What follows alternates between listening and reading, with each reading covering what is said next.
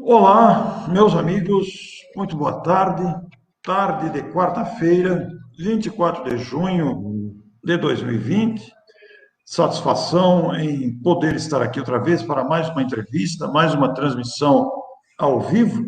E como temos feito nos últimos tempos de pandemia, de isolamento social, esta tem sido uma ferramenta muito útil para divulgação, para diálogos, para aproximação com amigos em toda parte, amigos queridos, amigos conhecidos e alguns que não tínhamos contato, mas que gentilmente cederam, aceitaram a nossa sugestão, a nossa solicitação. E temos aqui hoje a satisfação, a alegria de me encontrar, ainda que virtualmente, ainda que visualmente apenas, com o querido amigo Ivan René Franzolin. Ivan, que reside em São Paulo, na capital, somos amigos há muito tempo. Eu admiro muito o trabalho do Ivan, porque o Ivan é essencialmente um comunicador. Eu gosto muito de comunicação. E o Ivan tem uma característica muito interessante. Ele também é um pesquisador. Como eu também gosto muito de pesquisa, me identifico muito com o trabalho do nosso querido Ivan. Ivan, seja bem-vindo, agradeço imensamente. E você vai saudar aí os nossos internautas, os que já estão conectados. Nós já estamos com 10 pessoas conectadas. E eu gostaria, além da sua saudação, que você já fizesse uma síntese biográfica de você mesmo, da maneira como, para que você se apresentasse às pessoas que estão nos vendo agora.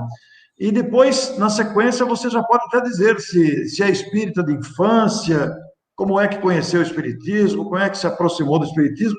Depois você me devolve a palavra para a gente iniciar o tema da nossa entrevista dessa tarde. Fique à vontade, Ivan. Ok, eu só agradeço muito o convite e realmente também é um grande prazer da minha parte estar revendo você e lembrando dos tempos da fundação, do início da Associação dos Divulgadores do Espiritismo do Estado de São Paulo, que nós atuamos bastante juntos em vários empreendimentos, né? Nós trabalhamos em comunicação desde o tempo que a comunicação se fazia por carta, por boletins, pela imprensa espírita, né? Nós ajudamos muito a imprensa espírita, fizemos campanhas para ela, tudo, né? Então, colegas da doutrina espírita, agora virtuais, né? A tecnologia tem possibilitado nós ouvirmos palestras que anteriormente era difícil, né? De algumas pessoas que dificilmente vêm à nossa cidade, né? E quando vêm, às vezes nós não temos oportunidade de comparecer, né? E agora fica muito mais fácil, conhecemos tanta gente, fica muito bom, viu, Orson? A gente tem uma noção muito clara que o movimento espírita conta com muita gente boa atuando, cada um fazendo a sua parte.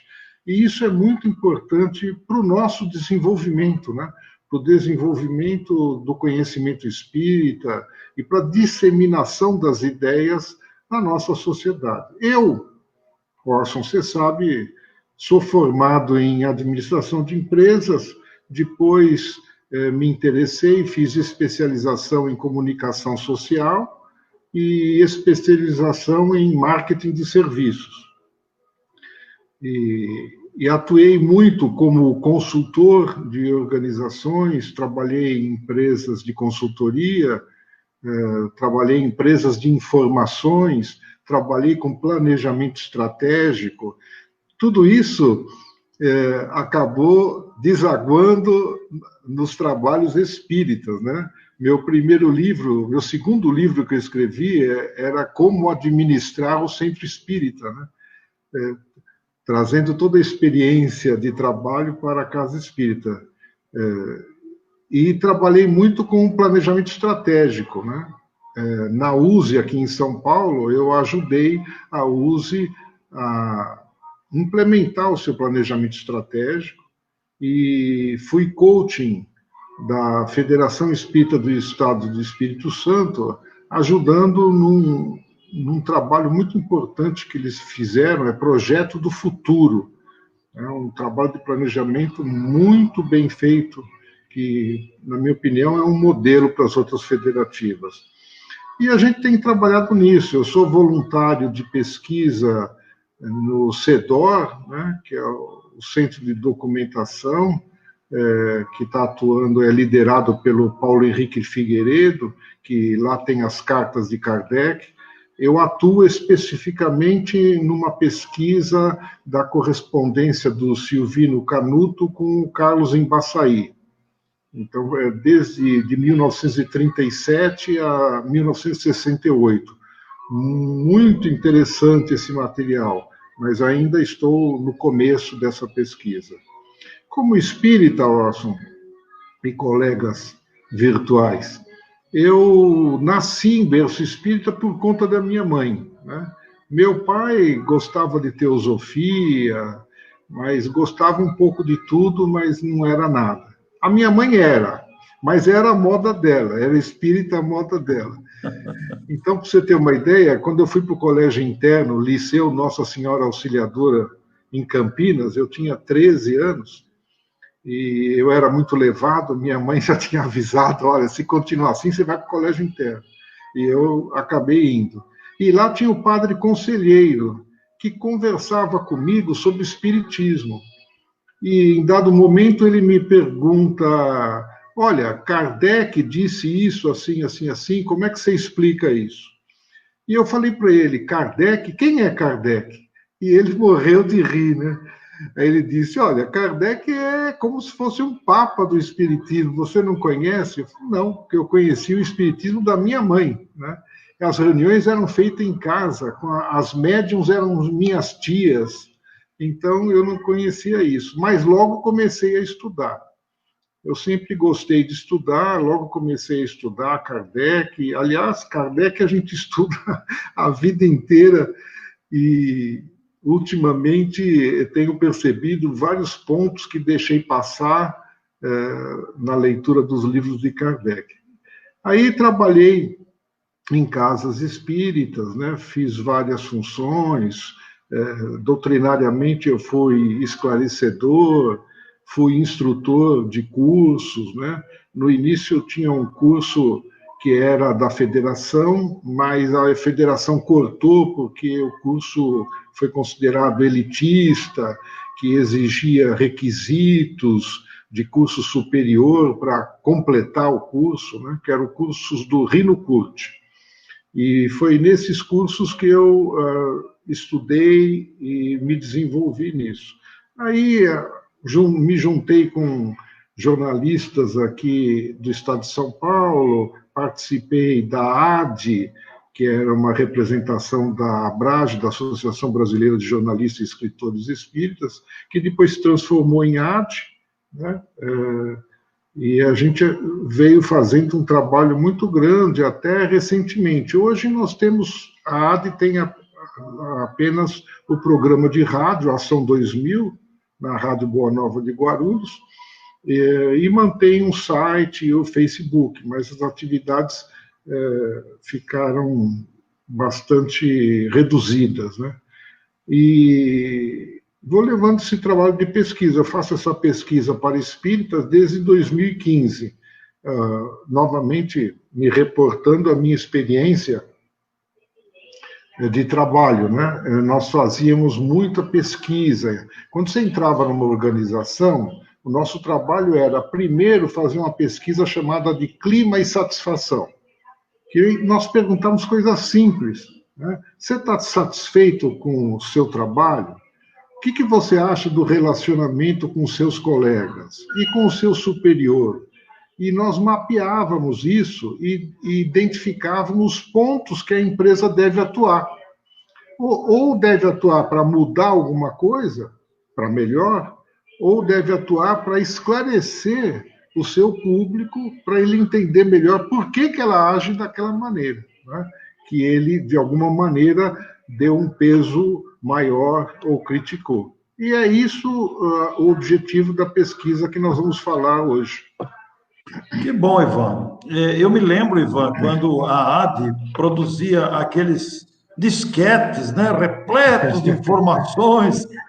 Eu usei muito aquilo, material que tinha muito conteúdo, né? Você tem isso ainda guardado, aquelas informações, tem tudo isso ainda?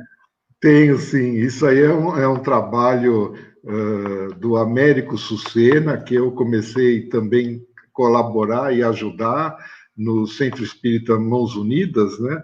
E depois a AD também se apropriou desse trabalho, que era muito bom, e fomos ampliando, né? Mas, olha, você bem lembrou, o pessoal não sabe, não deve saber o que é um disquete, né? Nem sei quanto cabia num disquete, mas hoje deve ser alguma coisa ridícula. Deve ser um K que deve caber no disquete. Mas como era texto, sem imagem, apenas texto, cabia bastante coisa. Isso mesmo. E nós tínhamos tudo que podia ajudar quem gosta de estudar o Espiritismo ou quem comunica, é palestrante, tinha um material rico lá. Você tinha sugestões para palestras, referência para onde pesquisar, você tinha tudo isso, né? Você vai falar sobre um tema, qual é um conto espírita, por exemplo, de Humberto de Campos, né? Que seria mais apropriado para essa palestra. É bem lembrado. Bom, você praticamente respondeu a minha pergunta, porque o interesse pela pesquisa espírita surgiu do trabalho profissional, né? Daí você carreou para o movimento, né?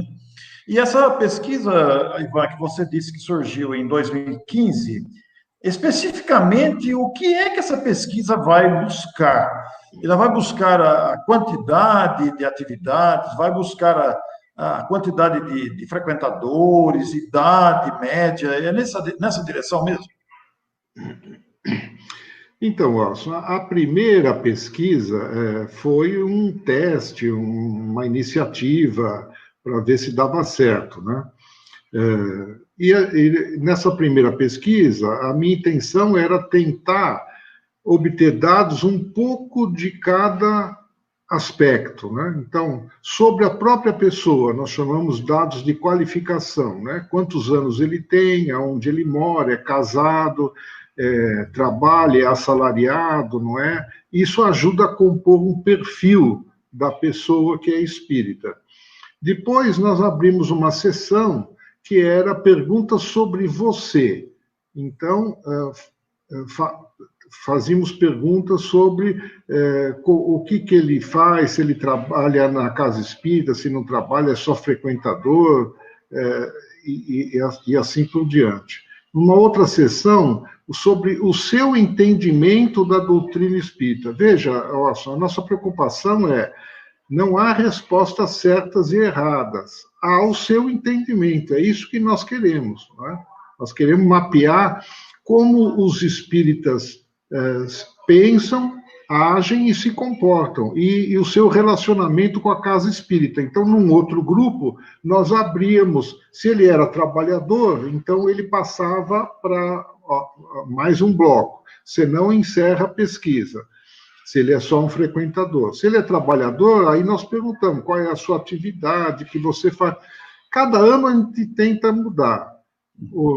De uma maneira geral, o que a gente nota nesses 6 anos é que o espírita, felizmente, Orson, é um apaixonado pela doutrina, pela casa que ele trabalha, pelos amigos.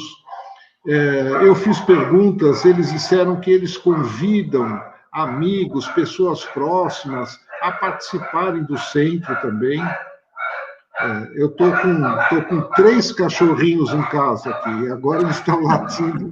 Não se preocupe, é ao vivo, é quarentena. Mas, então, sobre as perguntas, né, que eu estava falando, então... Você estava falando que o espírito é apaixonado pelo centro espírita, e convida os amigos. Isso é muito bom, ele gosta muito do que faz. Eu perguntei até para eles, porque numa pesquisa anterior tinha dado que eles têm muitas atividades. Eu pergunto, qual é a sua atividade principal? E ele, já nessa pergunta, ele emenda outras. Ele põe uma, eu trabalho na lanchonete, dou passe, ajudo na limpeza, na cantina, na sopa. Ele faz questão de colocar. Aí eu abri a segunda pergunta. Tá, quais outras atividades você teria, né? E ele abre um monte. Então, na média, eu vi que 3, 4 atividades tem o trabalhador espírita, na casa espírita. Aí eu perguntei, você está satisfeito com isso? Você quer mudar? Você quer fazer alguma coisa diferente? E a maioria diz que não, que está satisfeita com isso, né? Então, nós temos pontos muito positivos, de estudo, todo mundo fez curso básico de espiritismo, a maior parte, mais da metade, fez curso avançado de espiritismo. A maior parte relê sempre obras de Kardec. Muitos não leram todas as obras, né? Só as principais, né? Excetuando até o Céu e o Inferno, que é um pouco menos, né? Mas as outras obras, as 5 primeiras obras, né? Eles já leram, eles confessam que já leram, estudo, mas releem sempre, principalmente o Livro dos Espíritos, o Evangelho e o Livro dos Médiuns. Eles estão sempre relendo. Então, foi uma experiência boa, e o que visa realmente saber como pensa o espírita, e como é o seu relacionamento, como é o seu trabalho, como é o seu relacionamento, se está gostando, se não está gostando, se tem elogios, se tem críticas, né? Com isso, nós ficamos sabendo de um monte de coisas. Por exemplo, tratamentos médicos que são feitos em muitas casas, com psicólogos, outros têm nutricionistas que dão assistência. Então, tem muita coisa boa nisso.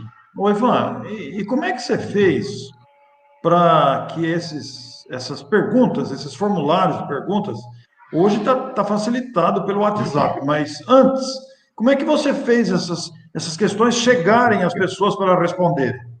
Então, eu estava já habituado a fazer perguntas no centro que eu atuava, né, a fazer pesquisas, né? Então, o pessoal chegava para a reunião pública, já recebia o papelzinho e a caneta para responder, né? E aí ficamos sabendo de coisas interessantes, né? Tipo de palestras que o público não gostava e nós insistíamos em fazer. Então, é nada melhor, porque a essência da comunicação, Orson, você bem sabe disso, é o diálogo, né? Diálogo franco, diálogo aberto, fraterno. E a pesquisa é uma forma de diálogo.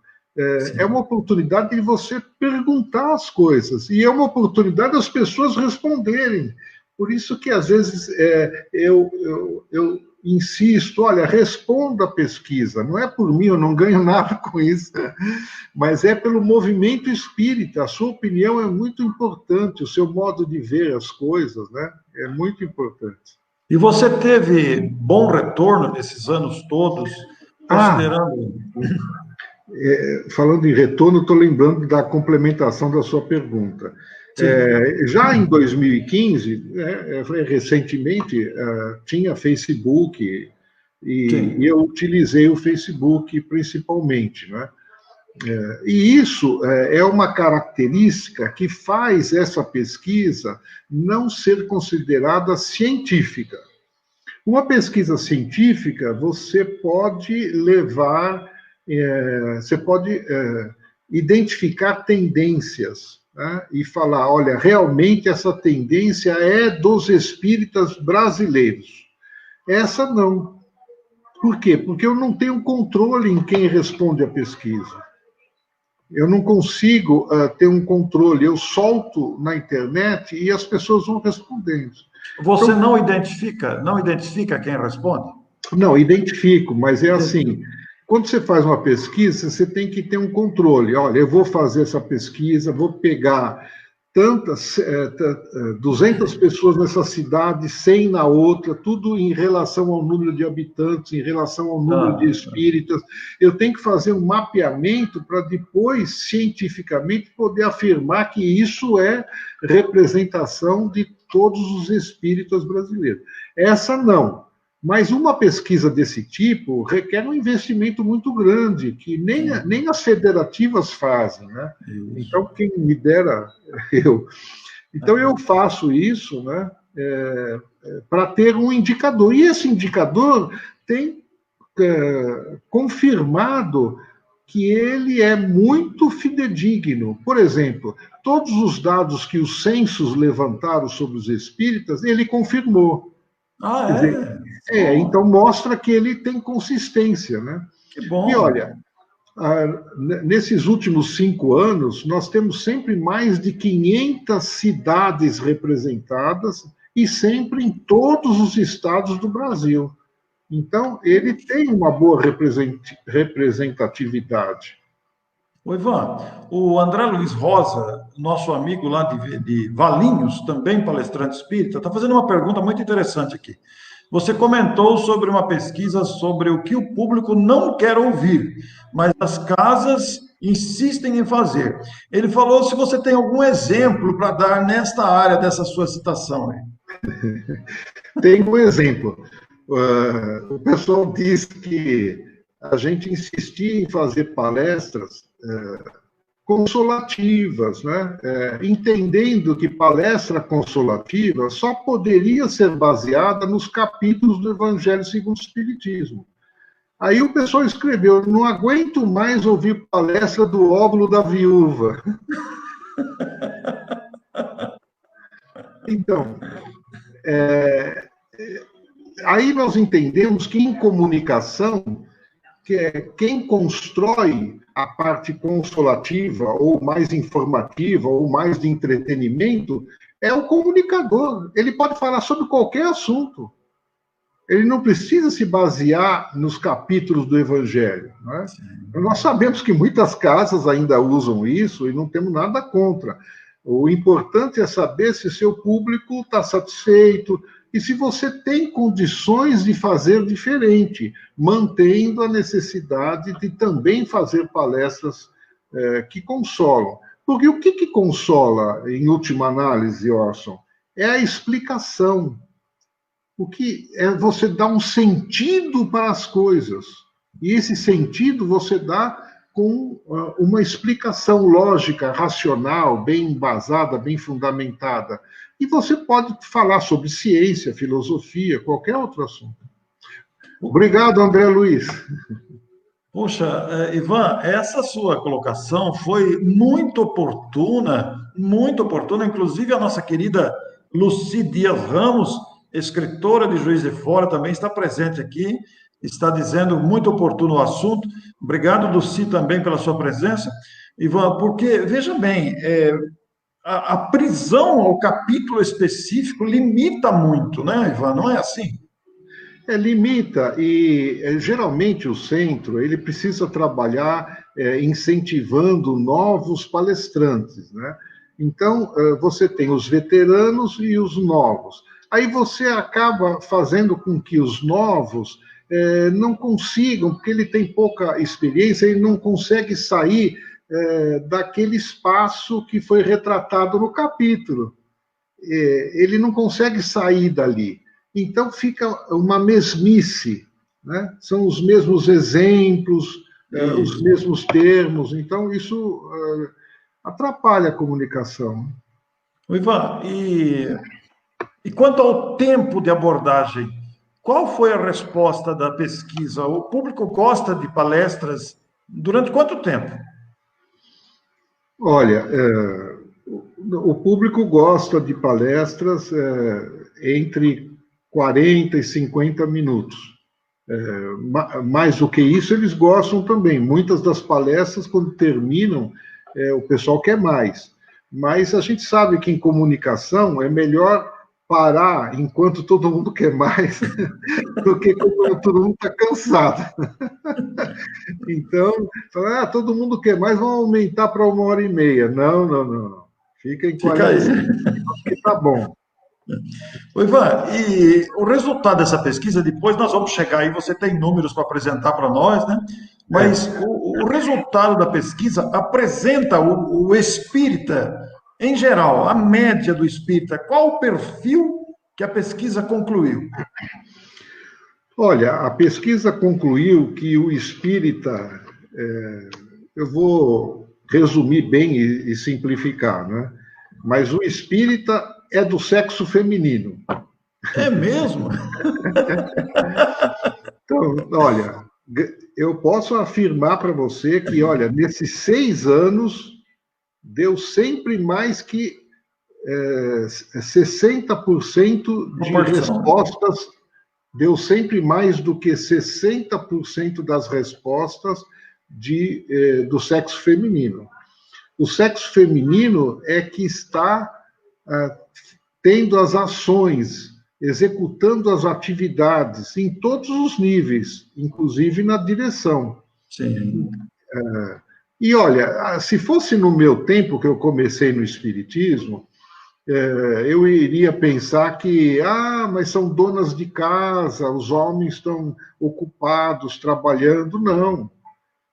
Hoje em dia são profissionais liberais, dentistas, médicas, psicólogas, engenheiras, tudo que estão trabalhando na casa espírita, sim. Aí eu pergunto, cadê os maridos? Mas isso é muito bom. Nós estamos nas mãos femininas e essas mãos são muito cuidadosas.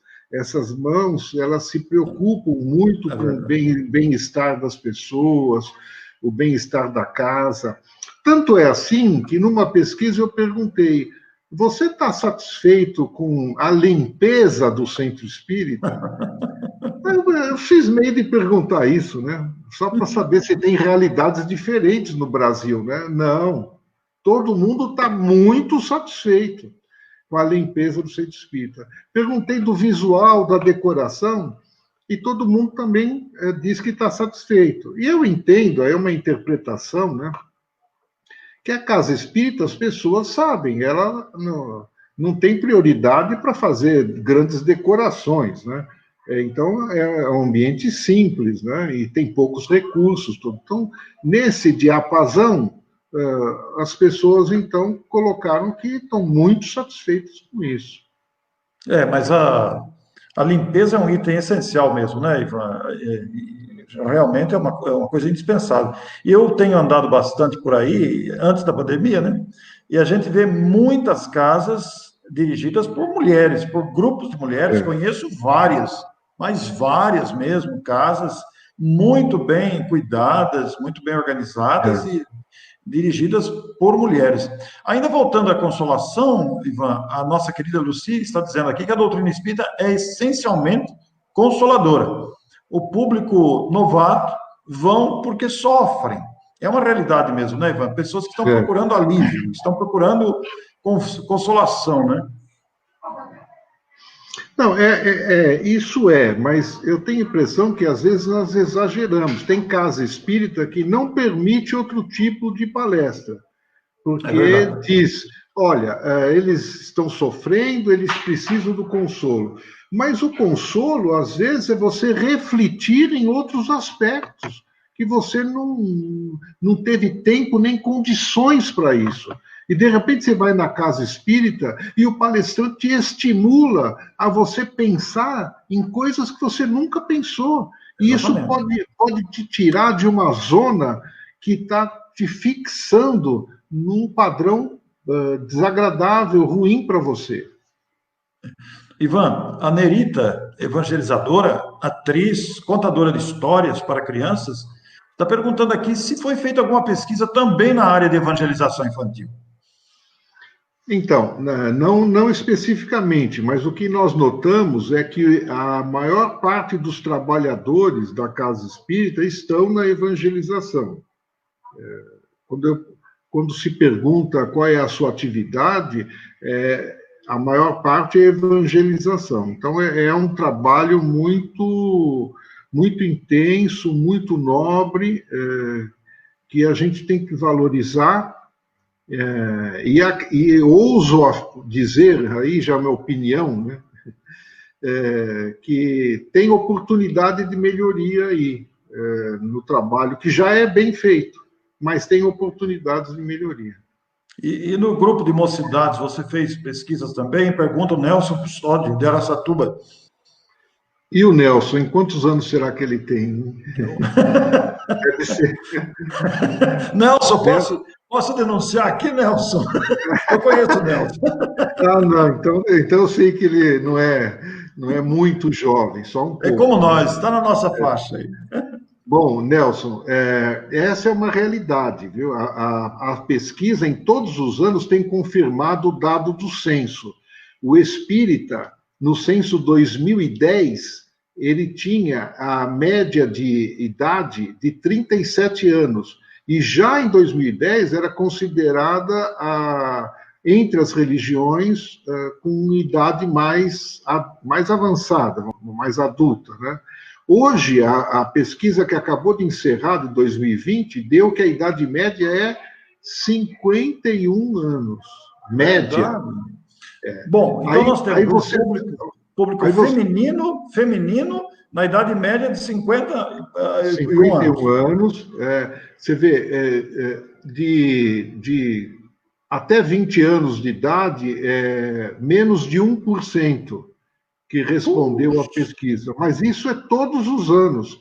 E olha que eu mando para grupos de jovens, nossa, eu mando para tudo quanto é lugar, mas o número de pessoas jovens realmente sempre foi muito baixo. Isso preocupa, porque tem gente que diz assim: olha, eu entrei no Espiritismo, eu pergunto em quanto tempo você é espírita? Há 24 meses, até 24 meses. Né? De 24 meses a 5 anos, por exemplo. Isso é muito pouco. E esse pouco, eu tenho a impressão que não são de jovens. Ele entrou na doutrina agora, mas não quer dizer que ele é jovem. Ele pode ter entrado com 30, 40, 50 anos. Né? é jovem de idade, né? De idade, Aliás, jovem de doutrina, melhor de dizendo. doutrina, isso. E nós temos, olha, pessoas que respondem, olha, é um formulário eletrônico, né, pelas redes sociais, pode ser preenchido pelo celular. E olha, com mais idade que respondeu tinha 94 anos. Então, tem gente de 90, 91, 92, 93, tudo respondendo à pesquisa. Aí eu pergunto, poxa, mexendo numa tecnologia nova que para os jovens isso é tão fácil, né? Mas eu não sei por que a pesquisa não consegue a adesão desse público. Que coisa interessante. Bom, você apresentou aí que, em linhas gerais, Ah, é esqueci. mulher, 51 anos, e quais outros É. dados? Os outros dados, a maioria é casado ou união estável. Né? Olha, 78% tem curso superior ou acima. Puxa, Eu acho isso uma coisa boa, né? Um colega tirou da pesquisa e postou só esse dado, e aí ocorreram algumas críticas, né? As pessoas dizem, diploma não quer dizer nada, né? O espírita não precisa de diploma, não, mas isso é sofismar, né? O que a gente quer é o seguinte: quem que pode contribuir mais, em tese, genericamente, é quem teve mais oportunidades de conhecer mais coisas ou quem teve menos oportunidades? Depende da dedicação, do empenho da pessoa, né? Ora, as casas espíritas hoje, que hoje são grandes e atendem muita gente, a maioria foi tocada por pessoas simples, de 50, 60 anos atrás, motoristas de táxis, entendeu? Pessoas muito simples, caixeiro viajante, tinha de tudo, que tocaram, criaram uma casa numa época difícil, conseguiram manter e fazer crescer. Então, nós não estamos desdenhando isso, ou diminuindo, menosprezando, mas é importante que aqui no Brasil a nossa religião, a nossa doutrina, tenham pessoas que também tiveram oportunidade de estudar, né? Então, nós tivemos o estudo. O que mais que eu posso dizer? Acho que, em linhas gerais, é isso, né? Ivan, quem está mandando um abraço aqui é o Adnilson. Adnilson Luiz é lá de Barra Mansa, você já esteve lá, eu Já também já estive. estive lá, está mandando um abraço agradecido aqui, cumprimentando pelo trabalho, viu? Muito E obrigado. o Jamir é meu primo, mora em Botucatu. O Jamir está perguntando se foi feita uma pesquisa sobre os passes, os efeitos do passe, se a pessoa vai no centro só para tomar passe ou vai também para ouvir a palestra. Você teve essa particularidade? Eu tive, sim. Acho que foi em 2016. E o pessoal gosta muito das palestras. Palestra é um ponto alto, é um ponto da nossa comunicação. É nitidamente um aspecto que a gente deve dar muita importância, porque as pessoas gostam e as pessoas se informam e obtêm partes de conhecimento que vão ajudar no seu próprio desenvolvimento. Então, isso é muito importante. Mas, naturalmente, tem os chamado passe, né? Mas sempre tem, mas eles gostam muito de palestras. Várias vezes perguntamos e é a atividade que eles gostam mais. É muito importante você dizer isso, né? A gente saber que a pesquisa também aponta para esse lado da importância da palestra. E sobre a literatura espírita, Ivan, e sobre reuniões mediúnicas, o que a pesquisa apontou nesses dois itens? Literatura, livros, né? E reunião mediúnica. Literatura, o pessoal lê. Você sabe que o brasileiro, em relação aos outros países, lê muito pouco, né? Em relação até aos nossos vizinhos da Argentina e Uruguai, nós lemos muito pouco. Nós lemos menos de 2 livros por ano. E mesmo assim, a pesquisa diz, ela pergunta se você leu, mas você não precisa ter lido inteiro eles, só partes. Então, 2 livros por ano. E nas pesquisas que nós fazemos, dá que a maioria leu de 4 a 6 livros por ano. Então, você vê, é 3 vezes mais. Mas isso é uma boa parte. 40% leram mais de 50 livros. 40, 50 livros. Então, tem uma parcela dos espíritas que leem muito mesmo. Mas mesmo a parcela que lê menos, lê mais do que a média do brasileiro. E isso é muito bom. E tem, agora, antes de você falar da reunião mediúnica, tem preferência por romance ou não? Você viu isso também? Tem preferência por romance.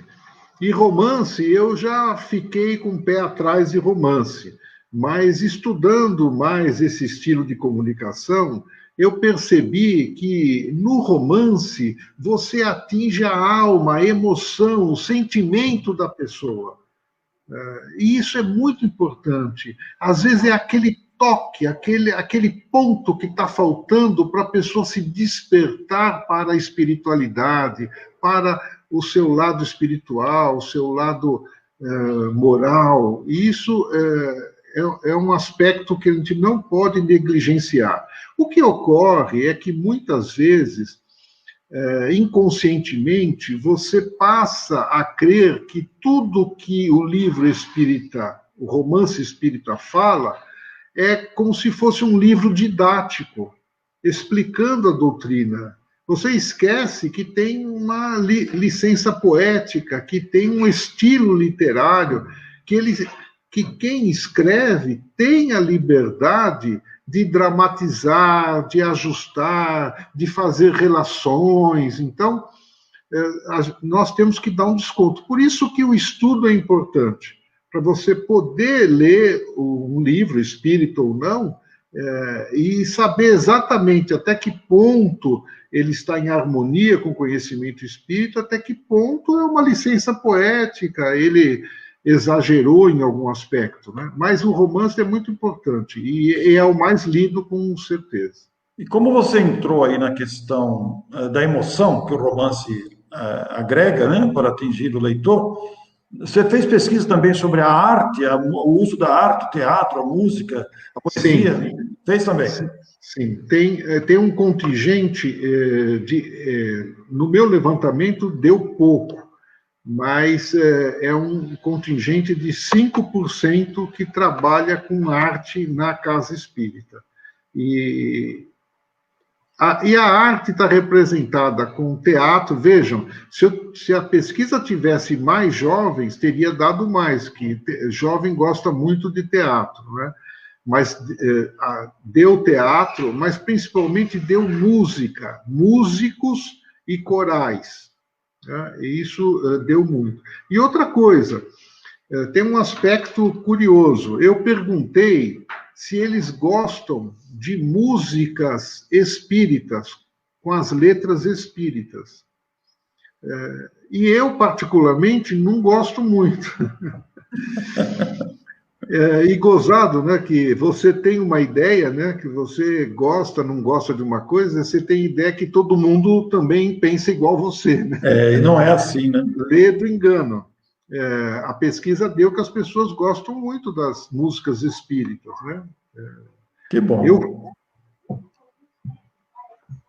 E sobre a reunião mediúnica, Ivan, o que você colheu? a reunião mediúnica. Eu colhi o seguinte: a terminologia usada na parte mediúnica varia muito nos 4 cantos do país. Cada um dá um nome, né? Por exemplo, quem trabalha no trabalho de esclarecedor, nas sessões de desobsessão, eles chamam de dialogador, esclarecedor, doutrinador,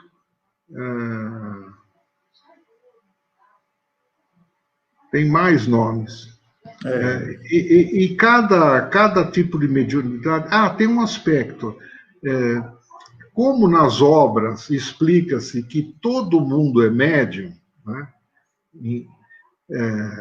Isso em relação à nossa possibilidade de intercâmbio com os espíritos. Todo mundo tem essa possibilidade. Aí, quando eu pergunto, você é médium? Mais de 50% diz que sim. E alguns emendam na resposta assim: ué, por que você pergunta se todos nós somos médiums? Se todos são médiums, por que você pergunta se eu sou médium?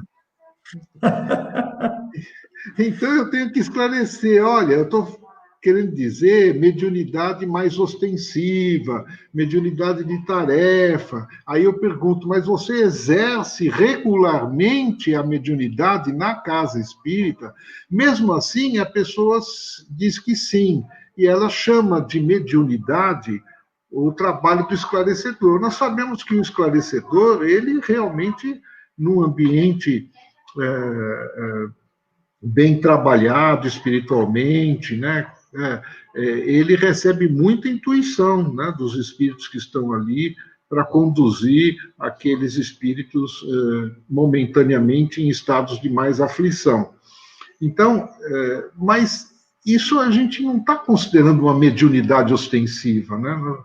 E muita gente diz, eu tenho mediunidade. Aí eu pergunto, qual é a mediunidade? De inspiração, sensitiva, de irradiação, de energização, de inspiração, de intuição. Então, o pessoal diz que tem essa mediunidade. Então, se nós teríamos que descontar desses 51% que disse que é médium, se nós queremos saber a mediunidade mais ostensiva, é menos do que isso, né? O que faz sentido, né? Mais da metade serem médios ostensivos é muita coisa, né? Mas a mediunidade... Não, pode falar, pode completar. Então, a mediunidade tem vários aspectos, né?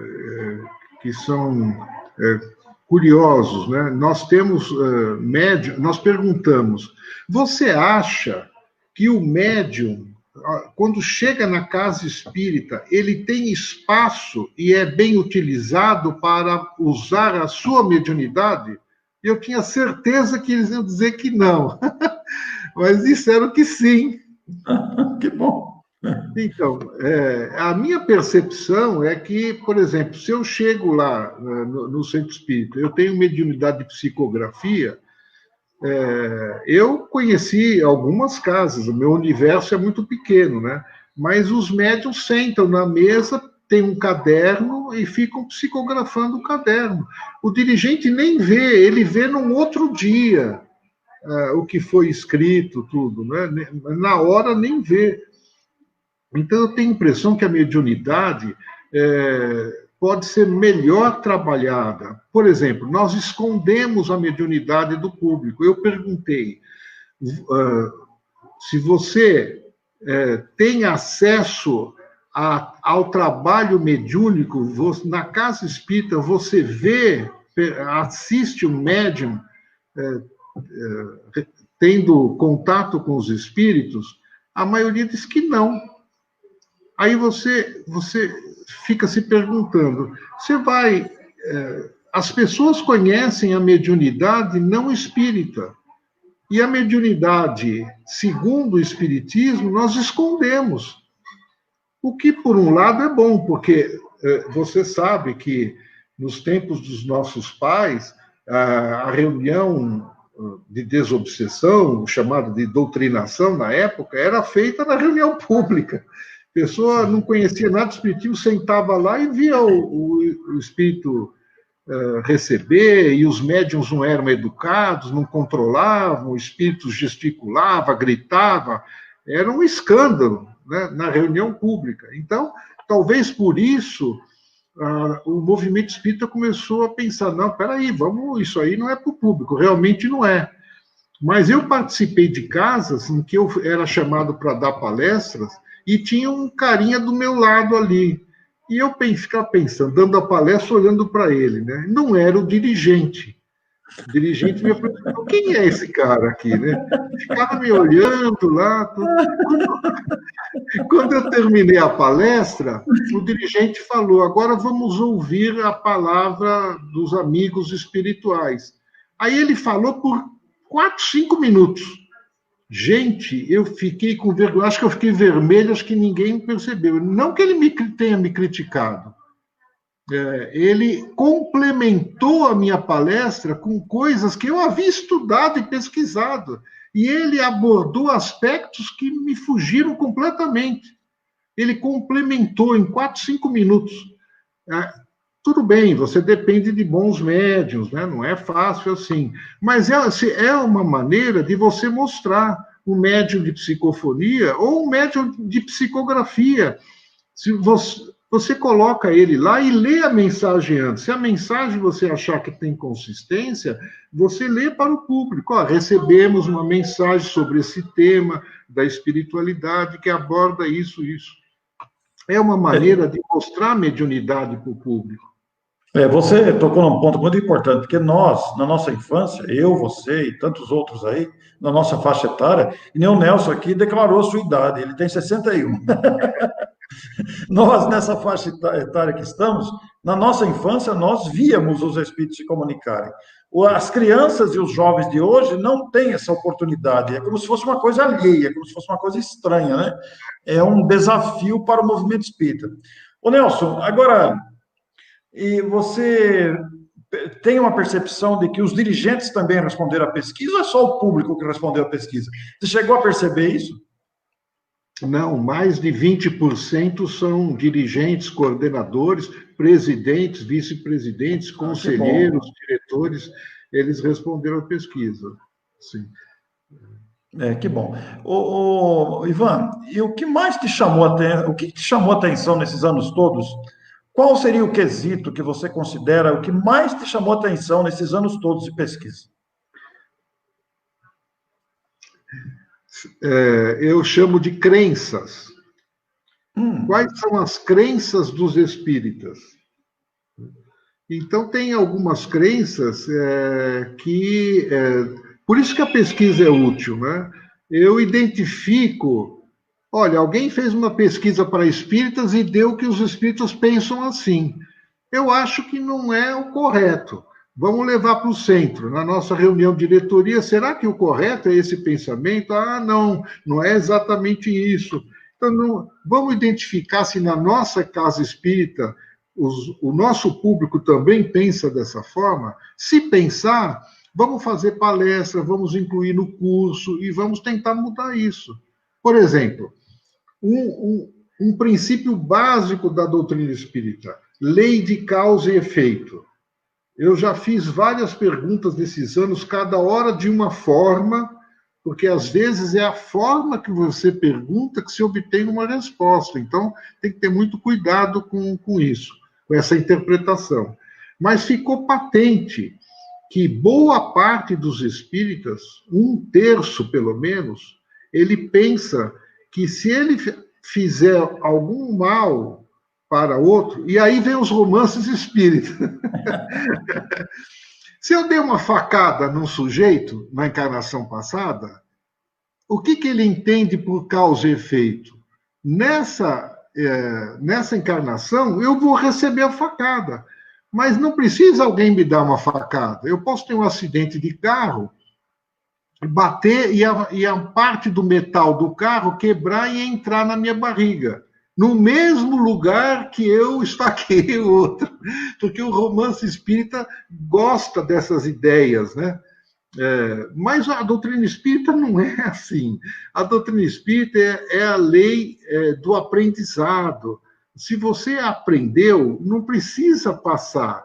Deus não é sádico, ele não quer. É como um pai. Se você coloca o filho de castigo para ele aprender uma coisa e você tem certeza que ele aprendeu, você não tira ele do castigo? Não, agora você vai continuar no castigo porque você errou. Nenhum pai cheio de erros, um pai humano, faz isso. E não é necessário. O que é necessário é que a pessoa tenha aprendido, e quando ela aprende, ela quer reparar. É a primeira coisa. A consciência não dá tréguas. Ela quer trabalhar para reparar o que ela fez, né? Então, as pessoas têm um entendimento equivocado nisso, né? Talvez por conta de algumas histórias romanceadas, né? Outros entendimentos. Isso está em livros espíritas, né? E isso complica um pouco mais, né? Mas, por exemplo, Jesus nunca errou. Jesus é um espírito que nasceu puro, e ele nunca errou. Ora, como nunca errou? A lei é para todos. A lei é de evolução. O Jesus é o que ele é graças à conquista, ao esforço dele. E deve ter errado muito como qualquer um. Só que ele conquistou essa posição. Né? E nós estamos engatinhando ainda. Não é menosprezar Jesus dizendo que ele errou. Entendeu? Eu acho que parte do público, porque tem tradição de religiões cristãs, eu acho que parte do público fica pensando, puxa, no Espiritismo, Jesus não é Deus. Parece que você está menosprezando ele, né? Então você fala, bom, tudo bem, não é Deus, mas é quase um Deus, e aí você começa a exagerar no entendimento sobre Jesus. O professor Angeli Torteroli, no final do século retrasado, ele, em discussão com Bezerra de Menezes, ele falava, Jesus não é o meu Deus, é o meu irmão maior que ajuda a me conduzir. Então, você veja, são entendimentos diferentes, né? O Bezerra de Menezes veio já de uma ele era um católico fervoroso, né? Então ele experimentava a religião no seu máximo, né? O religiosismo dele era muito grande, e ele trouxe isso para a doutrina espírita, né? E a gente fica se perguntando, será que é esse tipo de religiosismo fervoroso, devocional, que Kardec queria que nós seguíssemos? Porque você sabe que o Kardec evitou falar que o espiritismo era religião, e só veio realmente confirmar pouco antes de morrer, em 1868. E mesmo assim ele falou no sentido filosófico, né? ele é uma religião. Mas ele disse que ele estava preocupado em falar que é uma religião, porque eu não sei como ser religioso, né? Ser religioso a moda espírita, é ser religioso à moda protestante, católica, é igual? Não, provavelmente não é. Mas como eu não sei, eu vou fazer os usos e costumes das religiões tradicionais, né? Mas isso é um outro aspecto. E eu pergunto, você acha que o espiritismo é mais ciência, é mais filosofia, é mais religião? A maioria diz que é mais religião. Aí eu pergunto, as suas casas espíritas, você entende que entre esses três aspectos, o religioso é o mais intenso? Então, a maioria diz que sim. Aí eu faço outra pergunta. Tudo bem, você diz que é mais intenso, mas qual é o grau de intensidade? Muito grande. Então, que coisa, eles né, não Ivan?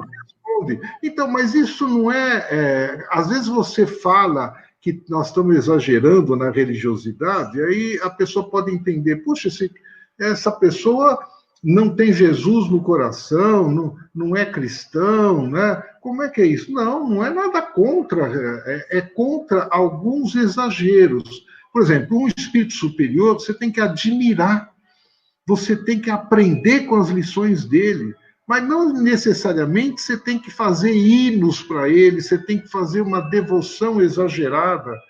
Eu acho que até o espírito superior não gosta disso, sabe? Ele fala, caramba, calma, calma, porque o espírito superior, quando ele vem, ele nem nome ele dá. Porque Isso. ele sabe que nós somos imperfeitos. Quando começa a lidar com vaidade e orgulho, nós descambamos para outro lado. Então é melhor falar, qual é o seu nome, o espírito? Ah, meu nome é João. Pronto. E é um grande espírito. É um grande espírito. Ô, Ivan, eu abusei do tempo aqui fazendo pergunta para você. Fazendo pergunta para você, mas naturalmente você tem algo que você gostaria de apresentar na sua pesquisa. Por exemplo, eu tenho certeza que a motivação que você criou aqui hoje, que foi uma delícia conversar com você, despertou no nosso público aqui, até porque depois vai para o YouTube, a gente vai divulgar também, despertou uma curiosidade, como participar da pesquisa das próximas vezes, como achar essa pesquisa, como procurá-la. Então, eu deixo para você aí explicar esse mecanismo todo da pesquisa para o nosso público. Muito bem, Orson. Eu agradeço essa oportunidade e quero dizer que a pesquisa tem 53 questões. E eu fui muito criticado por isso, e no começo eu dei até razão, né? Porque fazer uma pesquisa com 50 perguntas é muita coisa, as pessoas não vão querer fazer não vão querer responder, né? Mas as pessoas, felizmente, compreenderam o objetivo, a finalidade da pesquisa e pacientemente perderam 10, no máximo 15 minutos, mas responderam e têm respondido nesses anos todos. São 53 questões que eu costumo variar ano a ano, né? Algumas eu repito a cada 2, 3 anos para confirmar. E, olha, eu aceito sugestões de questões que sejam importantes para o nosso aprendizado do movimento espírita. Então, pode enviar para mim. E anualmente eu faço no começo do ano, né? Geralmente eu lanço em março, abril no máximo, eu lanço a pesquisa e termino em maio. Então, ela fica geralmente 60 dias no ar. E você pode pesquisar com hashtag pesquisa para espíritas ou pesquisa espírita. Geralmente aparece a postagem sobre a pesquisa. Eu tenho um blog que também aponta a pesquisa e tem uma página no Facebook que chama Pesquisa para Espíritas, a página no Facebook. E eu recomendo, indico e gostaria que todos dessem uma olhada no resultado final da pesquisa de 2020, e no meu blog tem também as pesquisas anteriores, né, para você poder comparar e a partir desses dados ter um planejamento de ações, de comunicação, e de ajustes na casa espírita, que, se for necessário, você sabe que deve fazer, como fazer e por que fazer.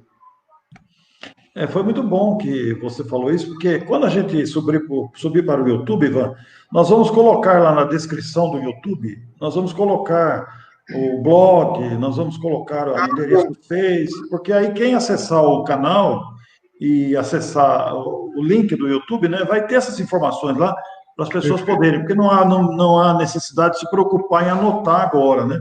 Isso. Mas, Ivan, fale para a gente, você estava falando aí sobre a questão dos entendimentos, né, que Jesus é Deus, aquela questão toda que você levantou. Aí entra o papel da comunicação bem feita, né? Aí entra o papel da comunicação. E você tem quantos livros publicados, Ivan?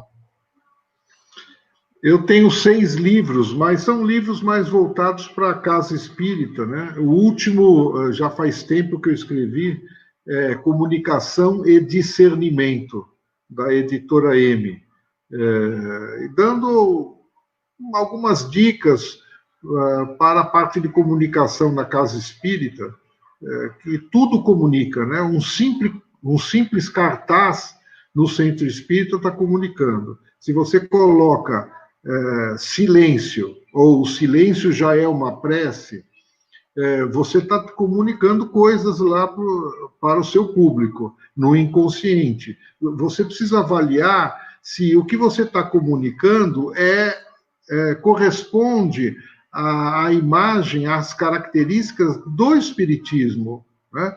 Por exemplo, nesse aspecto do silêncio, você está dizendo que é um templo religioso, que no templo religioso não se conversa, só se escuta, se aceita, muito menos se discute ou se questiona. E isso não é característica da doutrina espírita. Então, será que é isso mesmo que você quer colocar?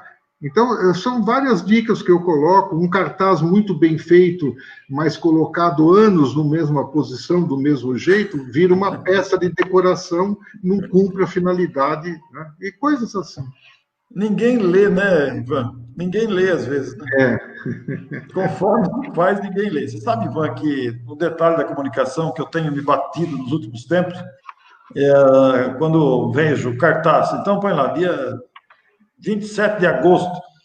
27 de agosto. E daí? Que dia da semana que é? Quinta, quarta, terça? Tá fixa, né? Isso ajuda muito, porque você sabe os dias das suas atividades, né? Quando você situa o dia da semana, você fala, puxa, vai ser fácil eu participar, não vai ser, vou ter que contornar. São detalhes, né? Ivan, o que você gostaria, para encerrar nossa entrevista, agradecendo muito a você por essa entrevista tão boa, tão cheia de conteúdo, que nós vamos divulgar com muito prazer. O que você gostaria de dizer ao público que está te ouvindo, pela sua experiência nessa área de comunicação, nessa área de pesquisa, atuando no movimento espírita há bastante tempo, com muita experiência? O que o seu conteúdo diz para todos nós, para encerrar? Então, o que me vem à mente é que todos nós somos comunicadores, quer queiramos, quer não. Todos nós estamos comunicando a doutrina espírita, uma vez que nós nos declaremos espíritas, sem saber que estamos, para os nossos vizinhos, para os nossos parentes, na casa espírita, para os frequentadores e trabalhadores. Então, cada um de nós pode contribuir na parte de comunicação, e isso é muito importante.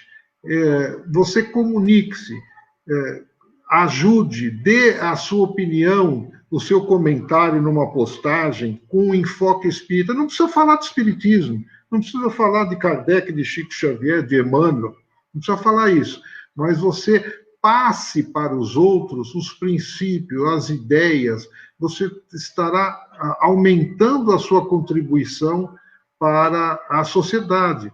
E nós temos que respeitar formas diferentes de pensar, porque entre os espíritas tem formas muito diferentes de pensar. E nós podemos aprender com todas essas. Veja, Tem uma pessoa que eu vou no médico e estou lá na sala de espera. Aí tem uma senhora que está fazendo crochê do meu lado. Só tem ela. E o médico, eu já estou esperando faz meia hora, não aguento mais. Aí eu fico pensando, o que eu posso conversar com essa senhora? Ela faz crochê, crochê é coisa de mulher, não me interessa. Fora o preconceito, né? Mas eu posso aprender. Puxa vida, olha, a senhora faz crochê há quanto tempo? É difícil fazer isso? A senhora aprendeu rápido? A pessoa aprende rápido? A senhora gosta? Por que a senhora gosta? O que a senhora sente ao fazer isso? A senhora fica feliz em fazer, só em fazer ou em oferecer para alguém? Olha quanta oportunidade eu tenho de aprender com uma coisa que eu não gosto, que eu não me chama atenção, mas eu tenho oportunidade de aprender com isso. Né? Se a pessoa pensa diferente, eu não preciso criticar, eu posso aproveitar e perguntar por que você pensa assim, mas embasado em quê? Olha, desculpa, não quero contrariar, mas pelo que eu li de Kardec, parece que ele não fala bem isso, né? Ah, fala sim, fala em que ponto? Eu vou aprendendo e vou anotando, nós vamos conversando, eu não preciso tornar a pessoa que tem ideias diferentes um adversário. Ele é meu amigo, ele é meu colega, ele pode me ajudar muito. E não, isso não representa que eu tenha que aceitar as ideias dele, mas eu posso aceitar muitos pontos que ele se baseia, que podem ser novidades para mim. Então, gente, nós temos um papel a cumprir, nós aceitamos trabalhar pelo Espiritismo, nós aceitamos, não é só na casa espírita, é na sociedade. Então, toda oportunidade que você tenha, aproveite e faça uso dela. Muito obrigado, Ivan. Que alegria Eu que agradeço. esse momento que nós estamos conversando aqui. Quero agradecer imensamente a você.